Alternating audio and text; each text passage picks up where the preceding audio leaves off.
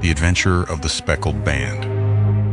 On glancing over my notes of the 70-odd cases in which I have, during the last 8 years, studied the methods of my friend Sherlock Holmes, I find many tragic, some comic, a large number merely strange, but none commonplace. For, working as he did, rather for the love of his art than for the acquirement of wealth, he refused to associate himself with any investigation which did not tend towards the unusual, and even the fantastic. Of all these varied cases, however, I cannot recall any which presented more singular features than that which was associated with the well-known Surrey family of the Roylotts of Stoke Moran. The events in question occurred in the early days of my association with Holmes, when we were sharing rooms as bachelors in Baker Street. It is possible that I might have placed them upon record before, but a promise of secrecy was made at the time, from which I have only been freed during the last month, by the untimely death of the lady to whom the pledge was given.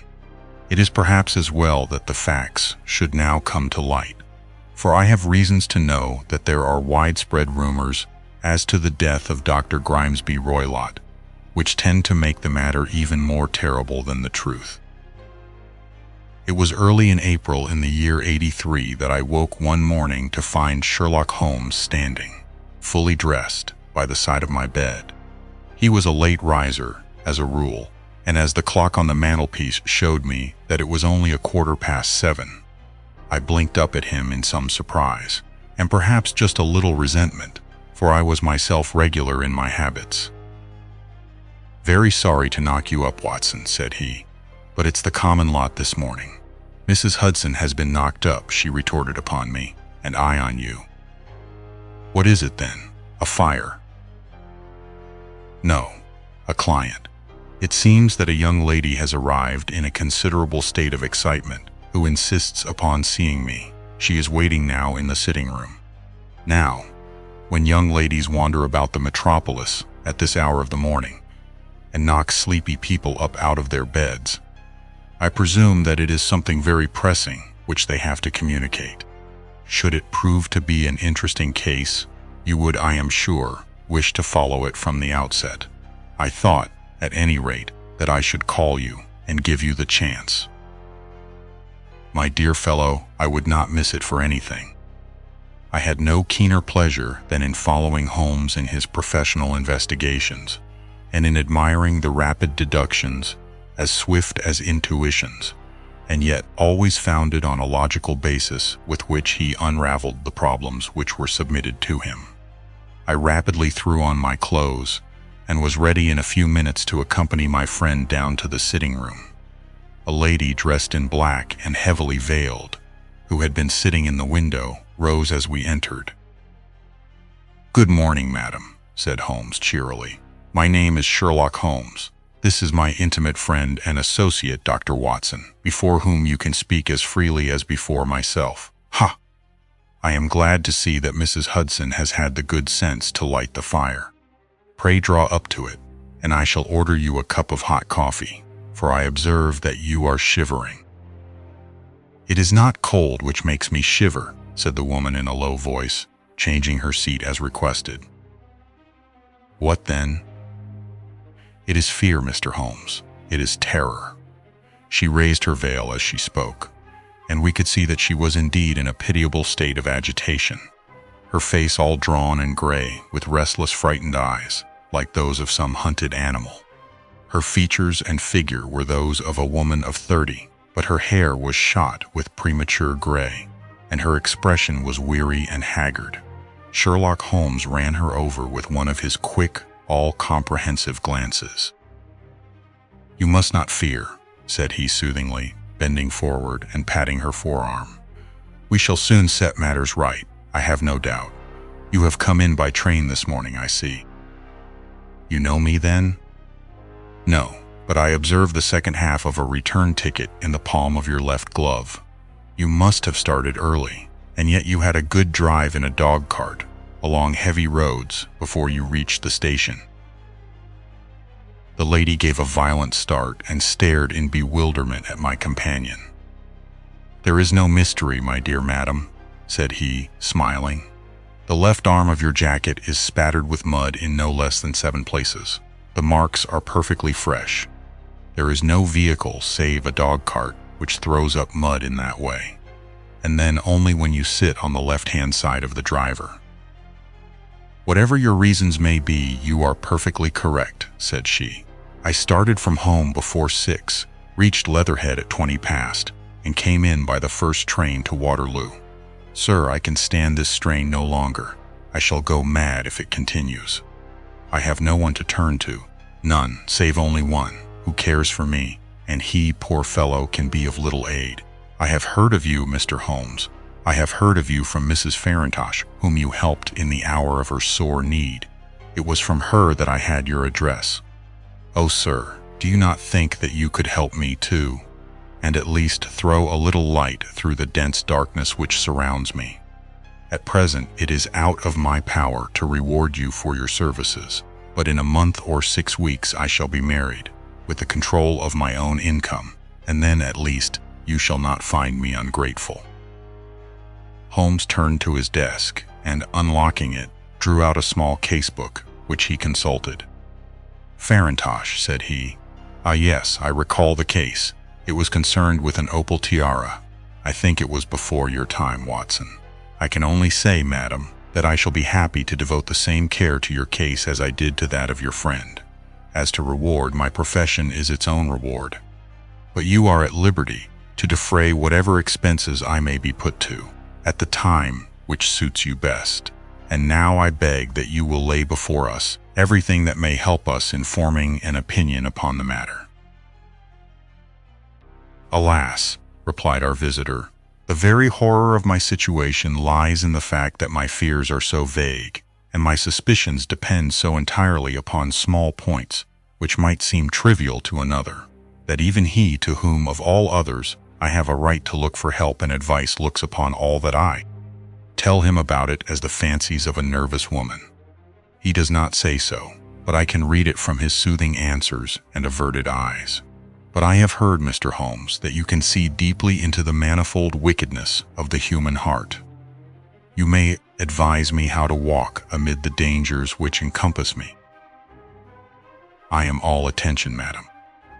My name is Helen Stoner, and I am living with my stepfather, who is the last survivor of one of the oldest Saxon families in England, the Roylotts of Stoke Moran, on the western border of Surrey.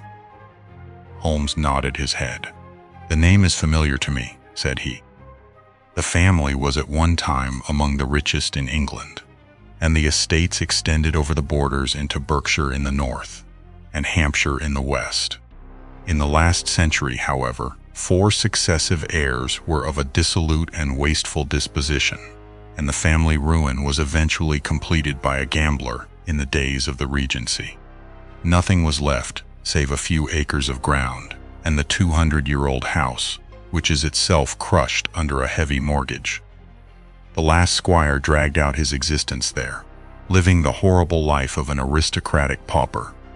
But his only son, my stepfather, seeing that he must adapt himself to the new conditions, obtained an advance from a relative, which enabled him to take a medical degree, and went out to Calcutta, where, by his professional skill and his force of character, he established a large practice.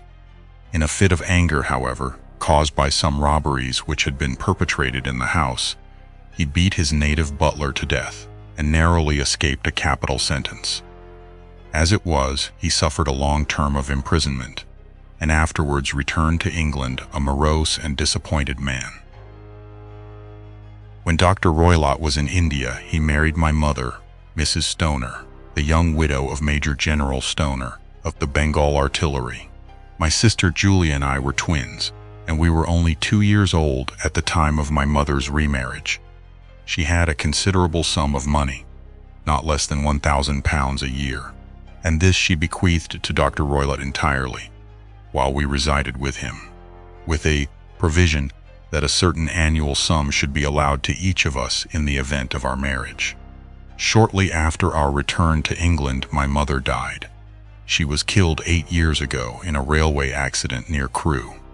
Dr. Roylott then abandoned his attempts to establish himself in practice in London, and took us to live with him in the old ancestral house at Stoke Moran. The money which my mother had left was enough for all our wants, and there seemed to be no obstacle to our happiness. But a terrible change came over our stepfather about this time.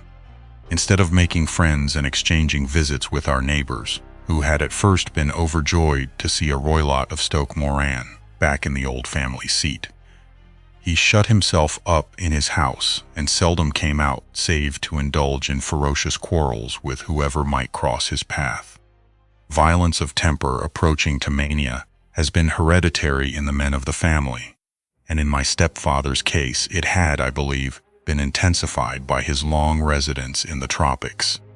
A series of disgraceful brawls took place, 2 of which ended in the police court, until at last he became the terror of the village, and the folks would fly at his approach, for he is a man of immense strength and absolutely uncontrollable in his anger.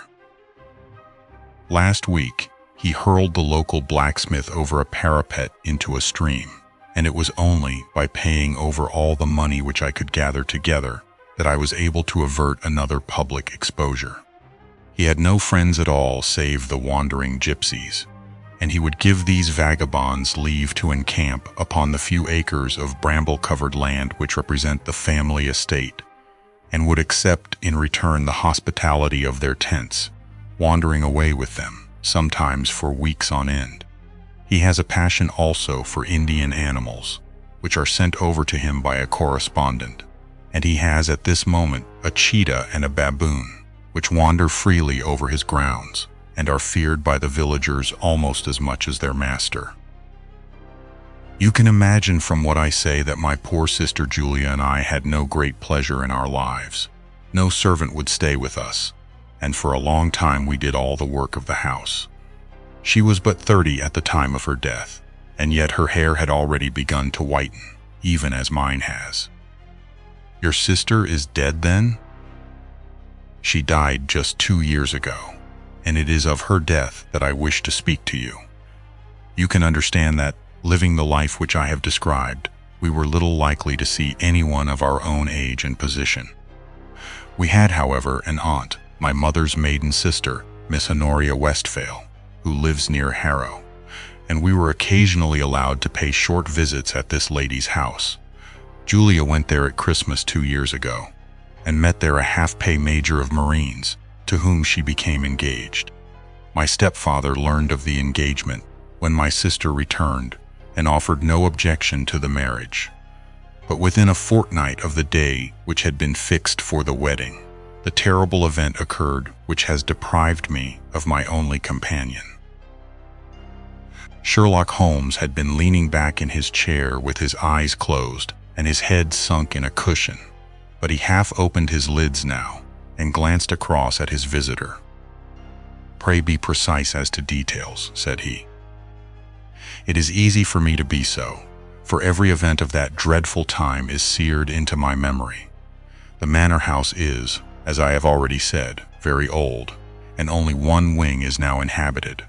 The bedrooms in this wing are on the ground floor, the sitting rooms being in the central block of the buildings.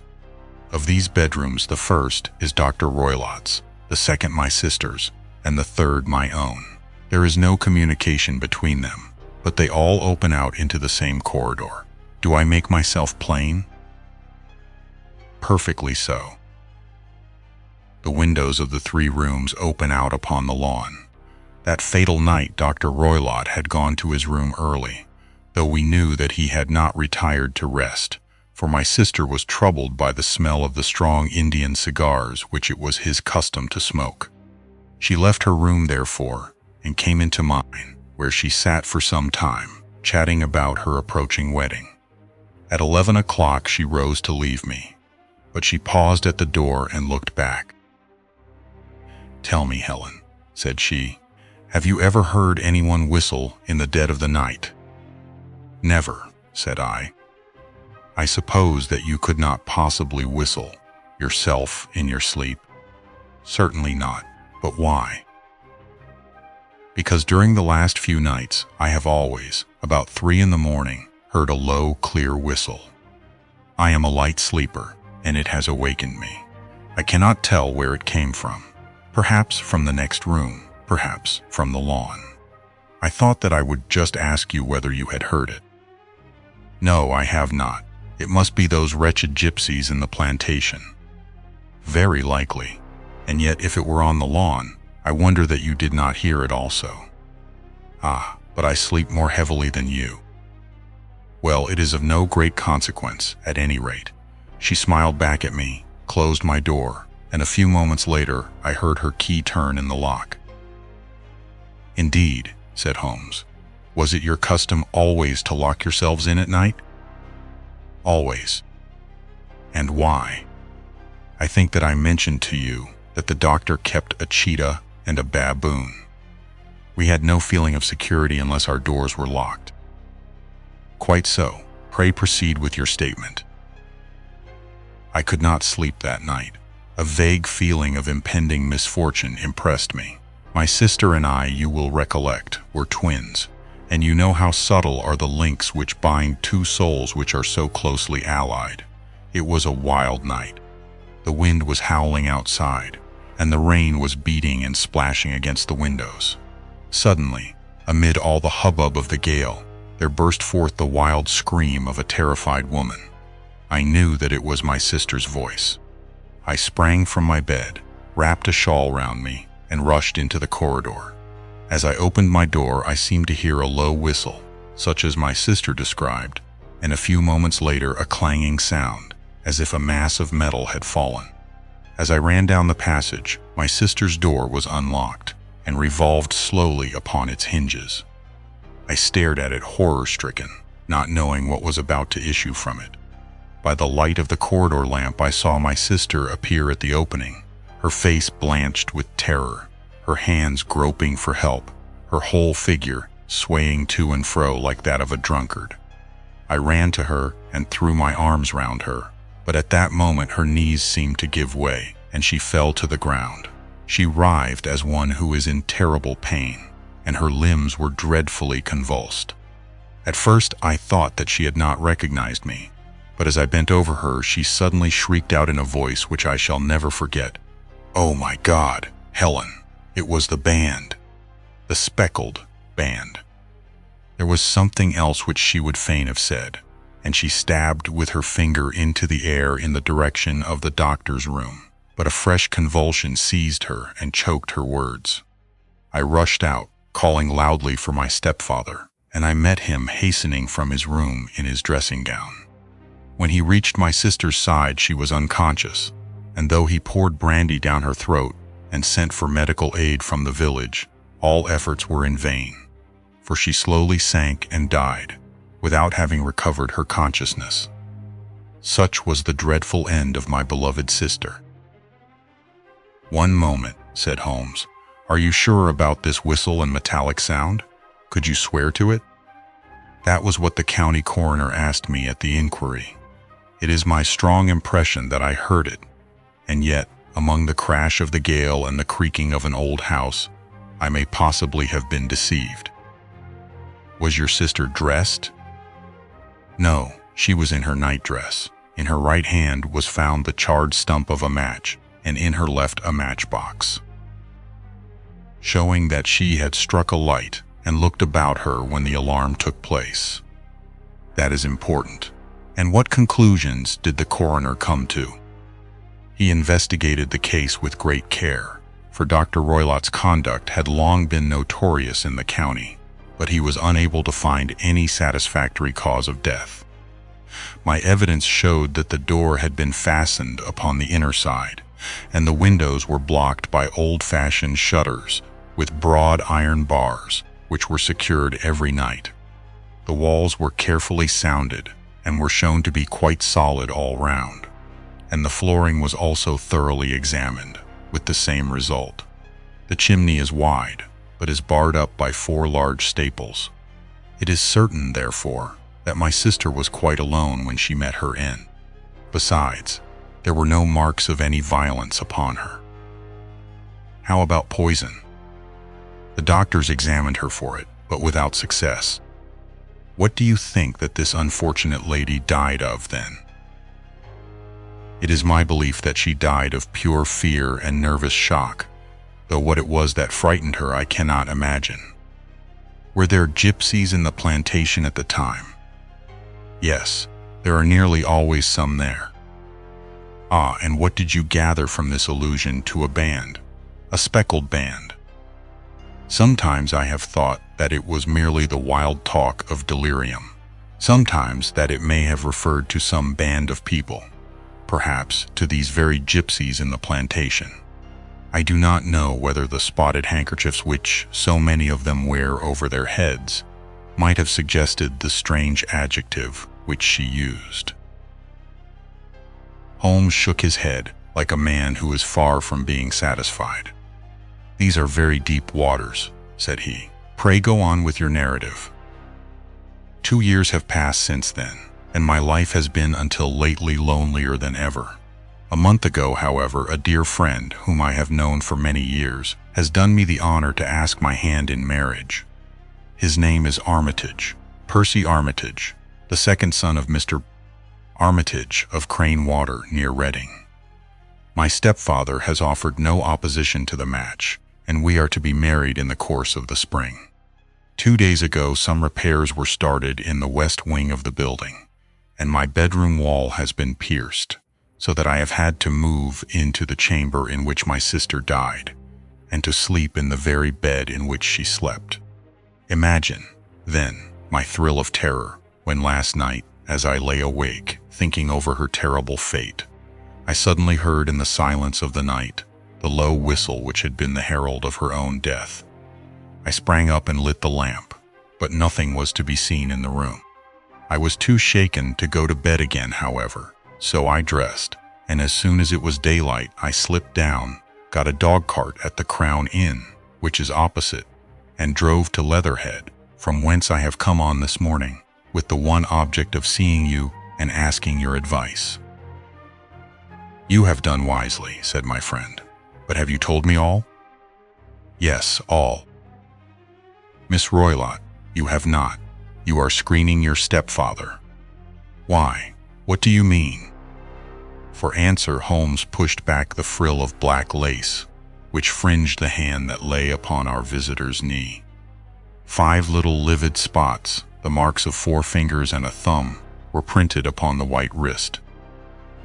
"You have been cruelly used," said Holmes. The lady colored deeply and covered over her injured wrist. "He is a hard man," she said, "and perhaps he hardly knows his own strength." There was a long silence, during which Holmes leaned his chin upon his hands and stared into the crackling fire. "This is a very deep business," he said at last. "There are 1,000 details which I should desire to know before I decide upon our course of action, yet we have not a moment to lose. If we were to come to Stoke Moran today, would it be possible for us to see over these rooms without the knowledge of your stepfather? As it happens, he spoke of coming into town today upon some most important business. It is probable that he will be away all day, and that there would be nothing to disturb you. We have a housekeeper now, but she is old and foolish, and I could easily get her out of the way." "Excellent. You are not averse to this trip, Watson?" "By no means." "Then we shall both come. What are you going to do yourself?" "I have 1 or 2 things which I would wish to do now that I am in town, but I shall return by the 12 o'clock train, so as to be there in time for your coming. And you may expect us early in the afternoon. I have myself some small business matters to attend to. Will you not wait and breakfast?" "No, I must go. My heart is lightened already, since I have confided my trouble to you. I shall look forward to seeing you again this afternoon." She dropped her thick black veil over her face and glided from the room. "And what do you think of it all, Watson?" asked Sherlock Holmes, leaning back in his chair. "It seems to me to be a most dark and sinister business. Dark enough and sinister enough. Yet, if the lady is correct in saying that the flooring and walls are sound, and that the door, window, and chimney are impassable, Then her sister must have been undoubtedly alone when she met her mysterious end. What becomes, then, of these nocturnal whistles, and what of the very peculiar words of the dying woman? I cannot think. When you combine the ideas of whistles at night, the presence of a band of gypsies who are on intimate terms with this old doctor, the fact that we have every reason to believe that the doctor has an interest in preventing his stepdaughter's marriage, the dying allusion to a band, and, finally, the fact that Miss Helen Stoner heard a metallic clang, which might have been caused by one of those metal bars that secured the shutters falling back into its place, I think that there is good ground to think that the mystery may be cleared along those lines. But what then? Did the gypsies do? I cannot imagine. I see many objections to any such theory. And so do I. It is precisely for that reason that we are going to Stoke Moran this day. I want to see whether the objections are fatal, or if they may be explained away. But what in the name of the devil? The ejaculation had been drawn from my companion by the fact that our door had been suddenly dashed open, and that a huge man had framed himself in the aperture. His costume was a peculiar mixture of the professional and of the agricultural, having a black top hat, a long frock coat, and a pair of high gaiters with a hunting crop swinging in his hand. So tall was he that his hat actually brushed the crossbar of the doorway, and his breadth seemed to span it across from side to side. A large face, seared with 1,000 wrinkles, burned yellow with the sun, and marked with every evil passion, was turned from one to the other of us, while his deep-set, bile-shot eyes and his high, thin, fleshless nose gave him somewhat the resemblance to a fierce old bird of prey. "Which of you is Holmes?" asked this apparition. "My name, sir, but you have the advantage of me," said my companion quietly. "I am Dr. Grimesby Roylott of Stoke Moran." "Indeed, doctor," said Holmes blandly. "Pray take a seat." "I will do nothing of the kind. My stepdaughter has been here. I have traced her. What has she been saying to you?" "It is a little cold for the time of the year," said Holmes. "What has she been saying to you?" screamed the old man furiously. "But I have heard that the crocus promise well," continued my companion imperturbably. "Ha! You put me off, do you?" said our new visitor, taking a step forward and shaking his hunting crop. "I know you, you scoundrel. I have heard of you before. You are Holmes the meddler." My friend smiled. Holmes, the busybody. His smile broadened. Holmes, the Scotland Yard jack-in-office. Holmes chuckled heartily. "Your conversation is most entertaining," said he. "When you go out, close the door, for there is a decided draft." "I will go when I have had my say. Don't you dare to meddle with my affairs. I know that Miss Stoner has been here. I traced her. I am a dangerous man to fall foul of. See here." He stepped swiftly forward, seized the poker, and bent it into a curve with his huge brown hands. "See that you keep yourself out of my grip," he snarled, and hurling the twisted poker into the fireplace, he strode out of the room. "He seems a very amiable person," said Holmes, laughing. "I am not quite so bulky, but if he had remained, I might have shown him that my grip was not much more feeble than his own." As he spoke, he picked up the steel poker, and with a sudden effort, straightened it out again. "Fancy his having the insolence to confound me with the official detective force. This incident gives zest to our investigation, however, and I only trust that our little friend will not suffer from her imprudence in allowing this brute to trace her. And now, Watson, we shall order breakfast, and afterwards I shall walk down to Doctor's Commons, where I hope to get some data which may help us in this matter." It was nearly 1 o'clock when Sherlock Holmes returned from his excursion. He held in his hand a sheet of blue paper, scrawled over with notes and figures. "I have seen the will of the deceased wife," said he. "To determine its exact meaning, I have been obliged to work out the present prices of the investments with which it is concerned. The total income, which at the time of the wife's death was little short of £100, is now, through the fall in agricultural prices, not more than £750. Each daughter can claim an income of £250 in case of marriage.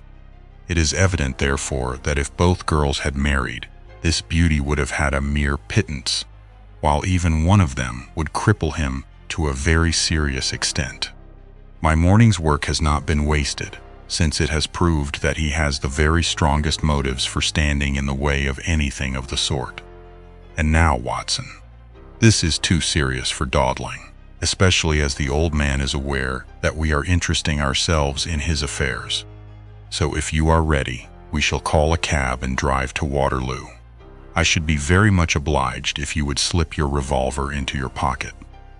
And Ellie's number 2 is an excellent argument with gentlemen who can twist steel pokers into knots. That and a toothbrush are, I think, all that we need.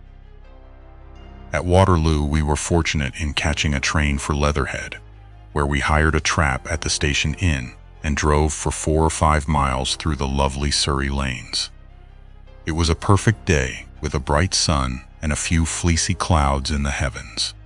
The trees and wayside hedges were just throwing out their first green shoots, and the air was full of the pleasant smell of the moist earth. To me, at least, there was a strange contrast between the sweet promise of the spring and this sinister quest upon which we were engaged. My companion sat in the front of the trap, his arms folded, his hat pulled down over his eyes, and his chin sunk upon his breast, buried in the deepest thought. Suddenly, however, he started, tapped me on the shoulder, and pointed over the meadows. "Look there," said he. A heavily timbered park stretched up in a gentle slope, thickening into a grove at the highest point.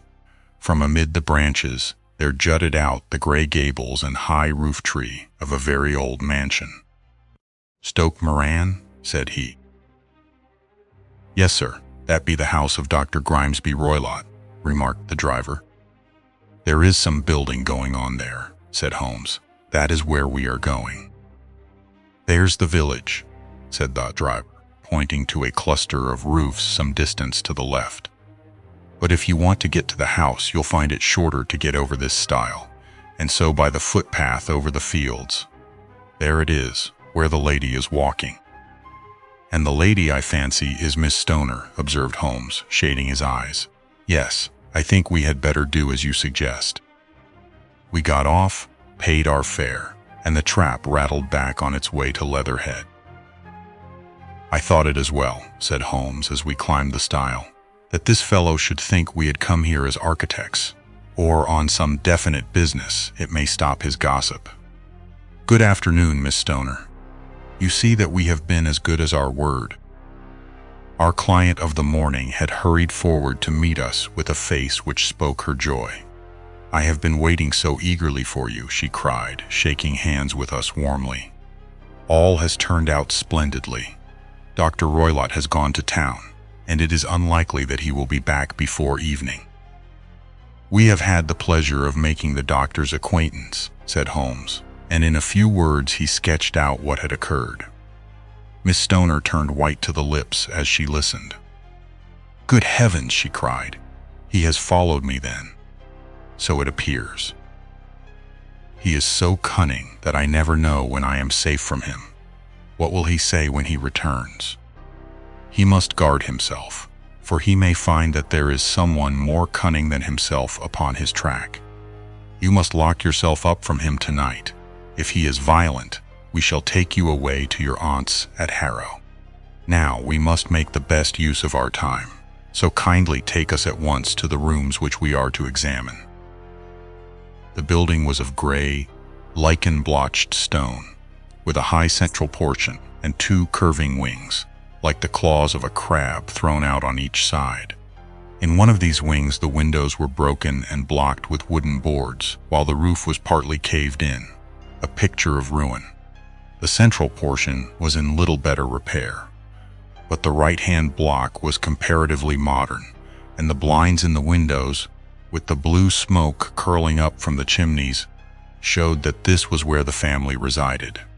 Some scaffolding had been erected against the end wall, and the stonework had been broken into, but there were no signs of any workmen at the moment of our visit. Holmes walked slowly up and down the ill-trimmed lawn, and examined with deep attention the outsides of the windows. "This, I take it, belongs to the room in which you used to sleep, the center one to your sisters, and the one next to the main building to Dr. Roylott's chamber." "Exactly so, but I am now sleeping in the middle one. Pending the alterations, as I understand.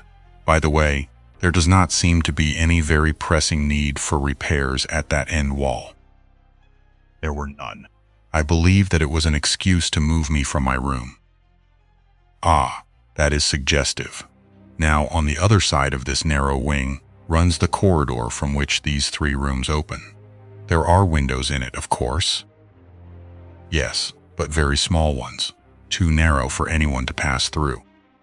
As you both locked your doors at night, your rooms were unapproachable from that side. Now, would you have the kindness to go into your room and bar your shutters?" Miss Stoner did so, and Holmes, after a careful examination through the open window, endeavored in every way to force the shutter open, but without success. There was no slit through which a knife could be passed to raise the bar.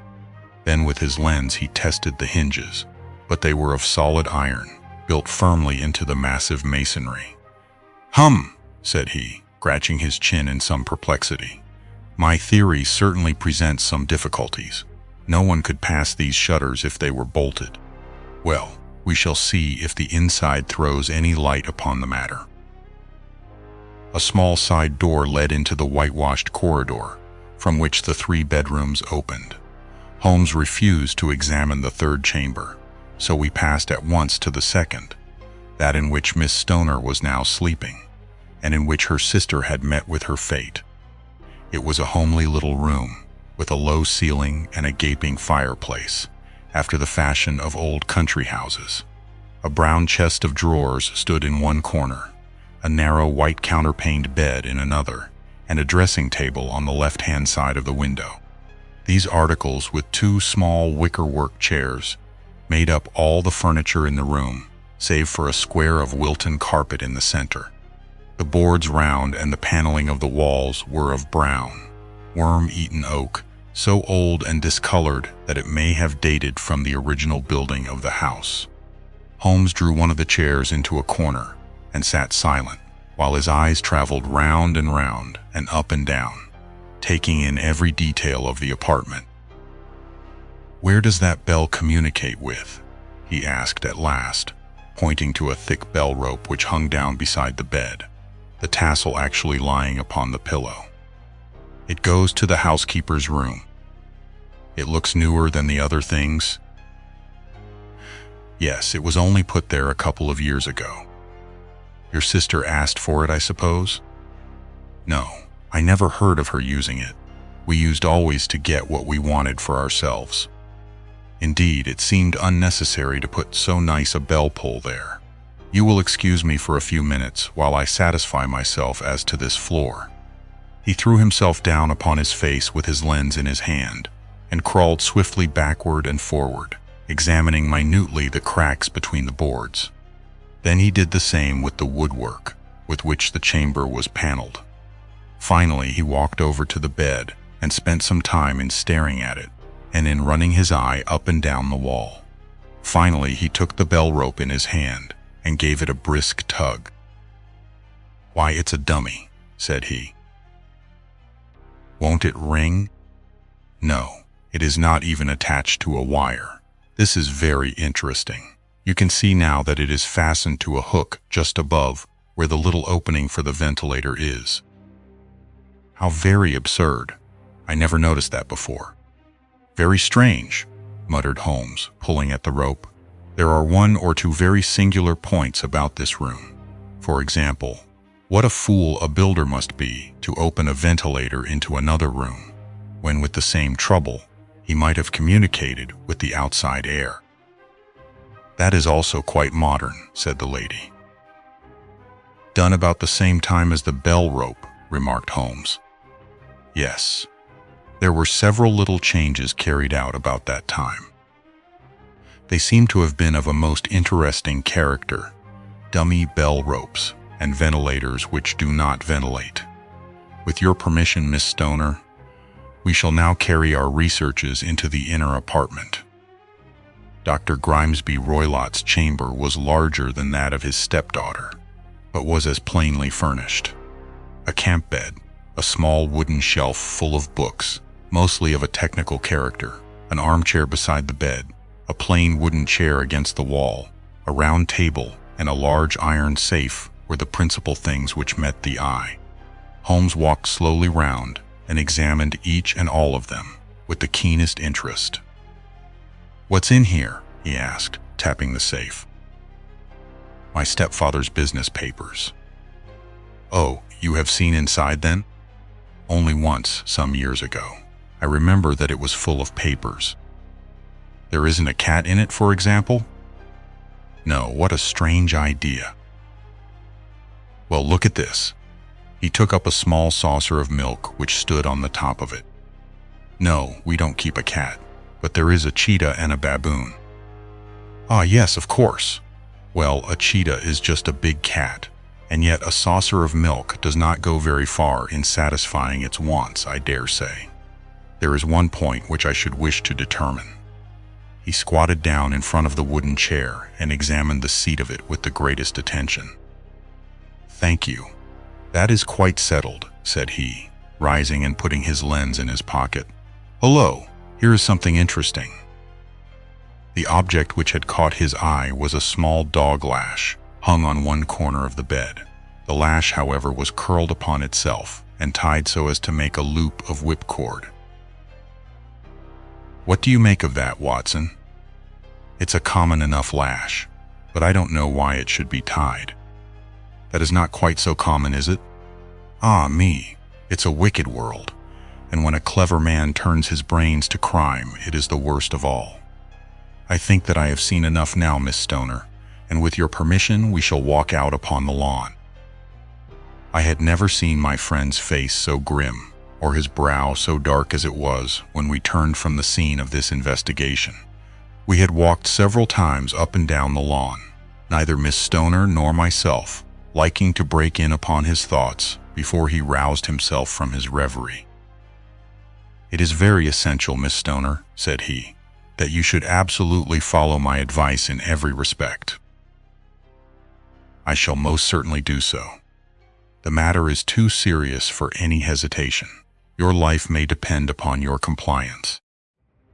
I assure you that I am in your hands. In the first place, both my friend and I must spend the night in your room." Both Miss Stoner and I gazed at him in astonishment. "It must be so.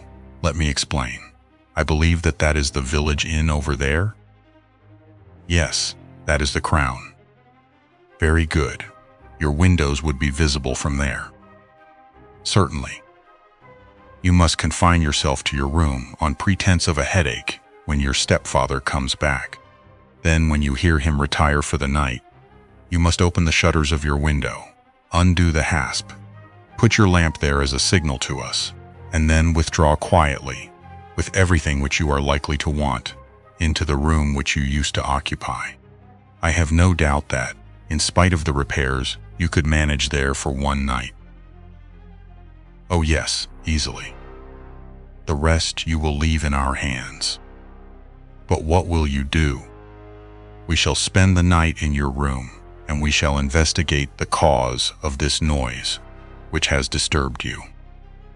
"I believe, Mr. Holmes, that you have already made up your mind," said Miss Stoner, laying her hand upon my companion's sleeve. "Perhaps I have. Then, for pity's sake, tell me what was the cause of my sister's death. I should prefer to have clearer proofs before I speak. You can at least tell me whether my own thought is correct, and if she died from some sudden fright." "No, I do not think so. I think that there was probably some more tangible cause, And now, Miss Stoner, we must leave you, for if Dr. Roylott returned and saw us, our journey would be in vain.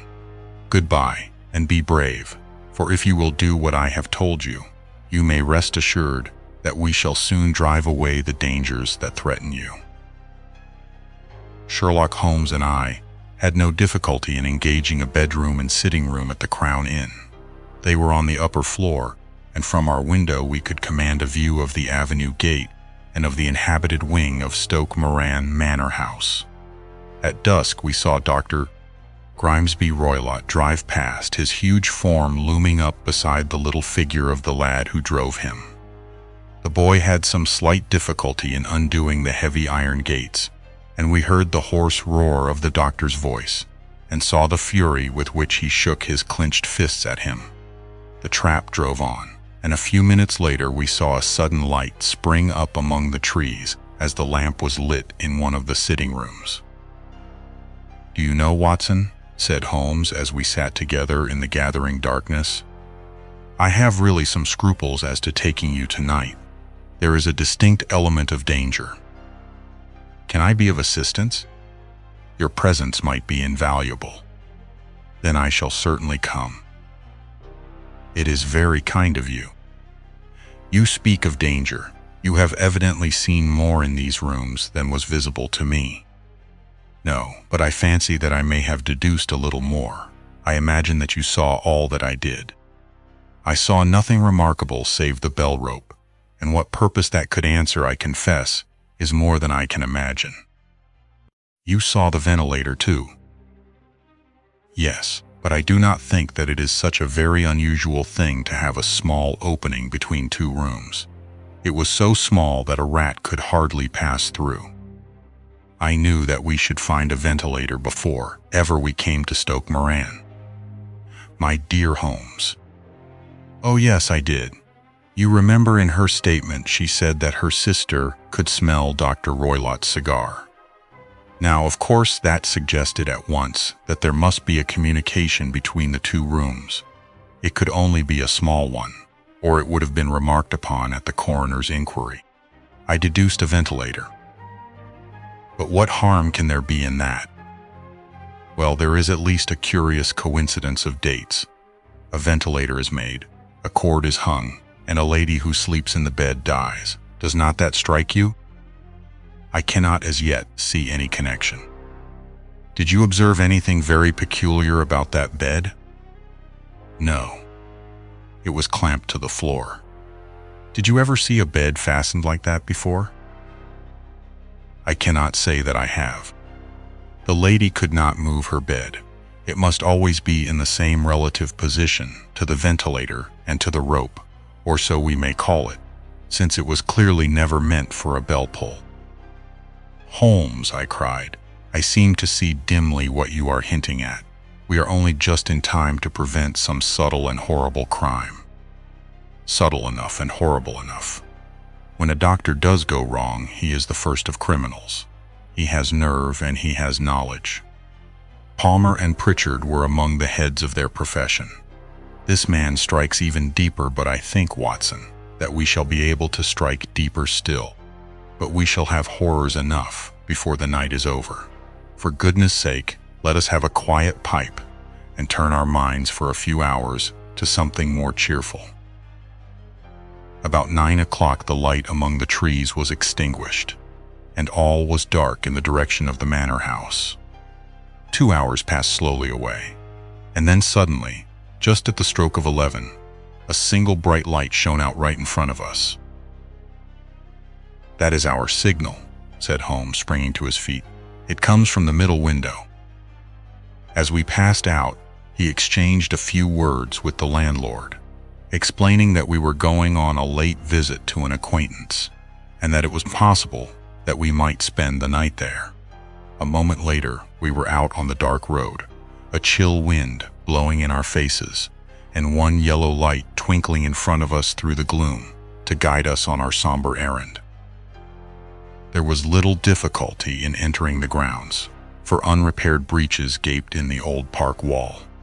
Making our way among the trees, we reached the lawn, crossed it, and were about to enter through the window, when out from a clump of laurel bushes there darted what seemed to be a hideous and distorted child, who threw itself upon the grass with writhing limbs, and then ran swiftly across the lawn, into the darkness. "My God," I whispered, "did you see it?" Holmes was for the moment as startled as I. His hand closed like a vice upon my wrist in his agitation. Then he broke into a low laugh and put his lips to my ear. "It is a nice household," he murmured. "That is the baboon." I had forgotten the strange pets which the doctor affected. There was a cheetah too. Perhaps we might find it upon our shoulders at any moment. I confess that I felt easier in my mind when, after following Holmes' example and slipping off my shoes, I found myself inside the bedroom. My companion noiselessly closed the shutters, moved the lamp onto the table, and cast his eyes round the room. All was as we had seen it in the daytime.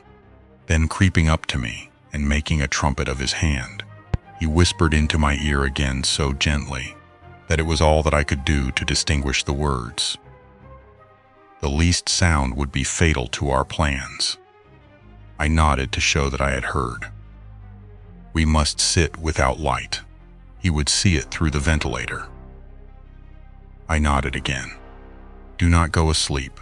Your very life may depend upon it. Have your pistol ready in case we should need it. I will sit on the side of the bed, and you in that chair." I took out my revolver and laid it on the corner of the table. Holmes had brought up a long, thin cane, and this he placed upon the bed beside him. By it he laid the box of matches and the stump of a candle. Then he turned down the lamp, and we were left in darkness. How shall I ever forget that dreadful vigil? I could not hear a sound, not even the drawing of a breath, and yet I knew that my companion sat open-eyed, within a few feet of me, in the same state of nervous tension in which I was myself. The shutters cut off the least ray of light, and we waited in absolute darkness. From outside came the occasional cry of a night bird, and once at our very window a long-drawn cat-like whine, which told us that the cheetah was indeed at liberty.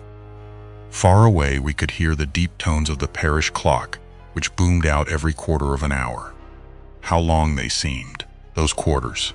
12 struck, and 1 and 2 and 3, and still we sat waiting silently for whatever might befall.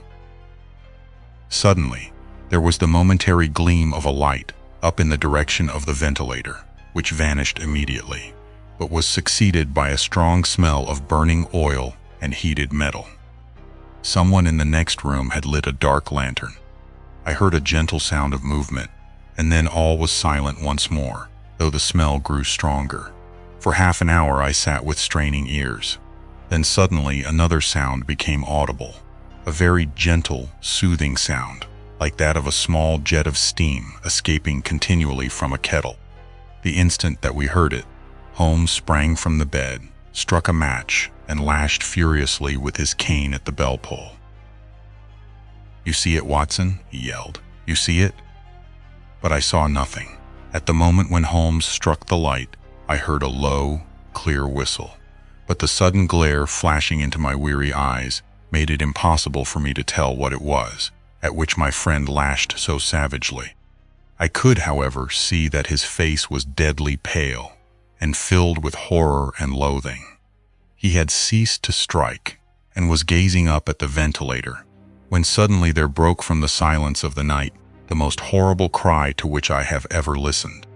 It swelled up louder and louder, a hoarse yell of pain and fear and anger, all mingled in the one dreadful shriek. They say that away down in the village, and even in the distant parsonage, that cry raised the sleepers from their beds.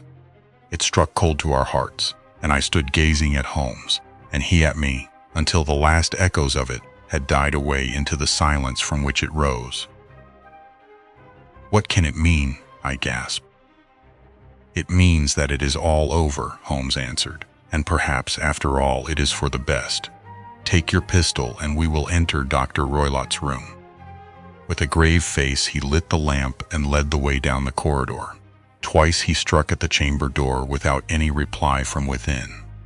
Then he turned the handle and entered, I at his heels, with the cocked pistol in my hand. It was a singular sight which met our eyes. On the table stood a dark lantern with the shutter half open, throwing a brilliant beam of light upon the iron safe, the door of which was ajar. Beside this table, on the wooden chair, sat Dr. Grimesby Roylott, clad in a long gray dressing gown, his bare ankles protruding beneath, and his feet thrust into red heelless Turkish slippers. Across his lap lay the short stock with the long lash which we had noticed during the day. His chin was cocked upward, and his eyes were fixed in a dreadful, rigid stare at the corner of the ceiling. Round his brow he had a peculiar yellow band, with brownish speckles, which seemed to be bound tightly round his head.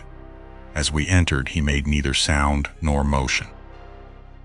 "The band, the speckled band," whispered Holmes. I took a step forward. In an instant his strange headgear began to move, and there reared itself from among his hair the squat diamond-shaped head and puffed neck of a loathsome serpent. "It is a swamp adder," cried Holmes, "the deadliest snake in India. He has died within 10 seconds of being bitten. Violence does, in truth, recoil upon the violent, and the schemer falls into the pit which he digs for another.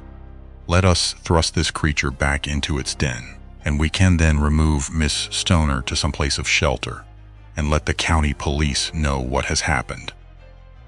As he spoke, he drew the dog whip swiftly from the dead man's lap, and throwing the noose round the reptile's neck, he drew it from its horrid perch, and, carrying it at arm's length, threw it into the iron safe, which he closed upon it.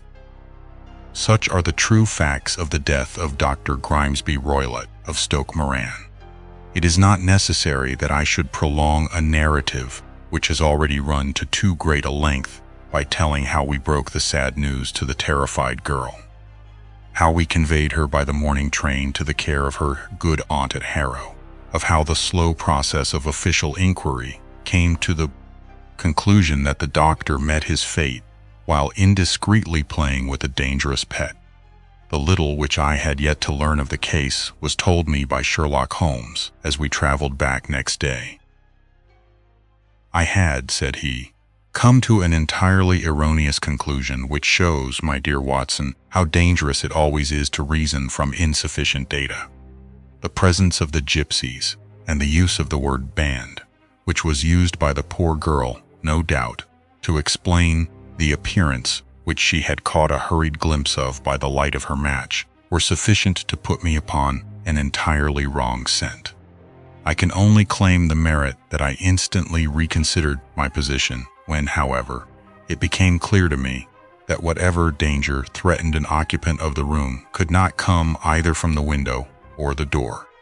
My attention was speedily drawn, as I have already remarked to you, to this ventilator, and to the bell rope which hung down to the bed. The discovery that this was a dummy, and that the bed was clamped to the floor, instantly gave rise to the suspicion that the rope was there as a bridge for something passing through the hole and coming to the bed. The idea of a snake instantly occurred to me, and when I coupled it with my knowledge that the doctor was furnished with a supply of creatures from India, I felt that I was probably on the right track. The idea of using a form of poison which could not possibly be discovered by any chemical test was just such a one as would occur to a clever and ruthless man who had had an Eastern training. The rapidity with which such a poison would take effect would also, from his point of view, be an advantage. It would be a sharp-eyed coroner, indeed, who could distinguish the 2 little dark punctures, which would show where the poison fangs had done their work. Then I thought of the whistle. Of course he must recall the snake before the morning light revealed it to the victim.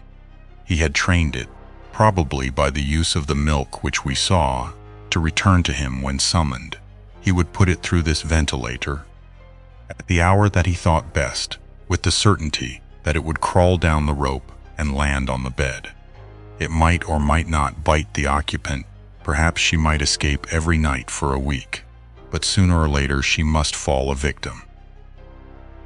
I had come to these conclusions before ever I had entered his room. An inspection of his chair showed me that he had been in the habit of standing on it, which of course would be necessary in order that he should reach the ventilator. The sight of the safe, the saucer of milk, and the loop of whipcord were enough to finally dispel any doubts which may have remained. The metallic clang heard by Miss Stoner was obviously caused by her stepfather hastily closing the door of his safe upon its terrible occupant. Having once made up my mind, you know the steps which I took in order to put the matter to the proof. I heard the creature hiss, as I have no doubt that you did also, and I instantly lit the light and attacked it, with the result of driving it through the ventilator, and also with the result of causing it to turn upon its master at the other side. Some of the blows of my cane came home and roused its snakish temper, so that it flew upon the first person it saw. In this way, I am no doubt indirectly responsible for Dr. Grimesby Roylott's death, and I cannot say that it is likely to weigh very heavily upon my conscience. The end.